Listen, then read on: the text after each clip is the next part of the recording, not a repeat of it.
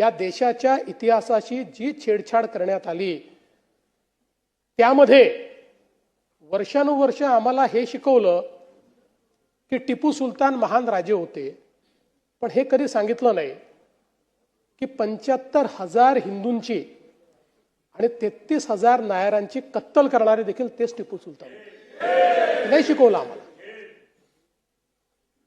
ते इंग्रजांशी लढले सांगितलं, पण कशा करता लढले? स्वतःचं राज्य वाचवायला लढले. आता खरा इतिहास ज्यावेळेस सापडतोय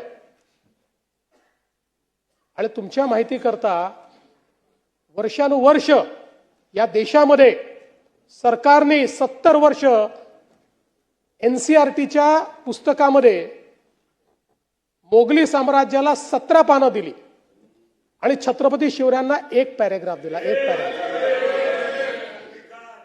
आता मोदी सरकारने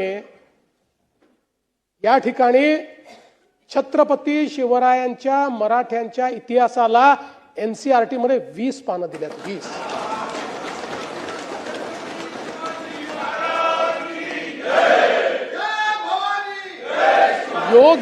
योग्य वेळी जर आपण नीट इतिहास शिकवला असता तर या देशातल्या एकाही मुसलमानाने औरंगजेबाला आपला हिरो म्हटलं नसतं.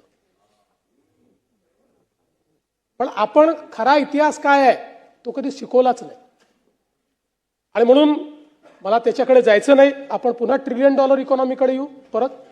असं आहे, तुम्हाला एक गोष्ट सांगतो की या देशामध्ये अनेक राष्ट्रभक्त मुसलमान आहेत आणि त्यांच्याबद्दल आमचा कुठला आक्षेपच नाहीये, बिलकुल नाहीये.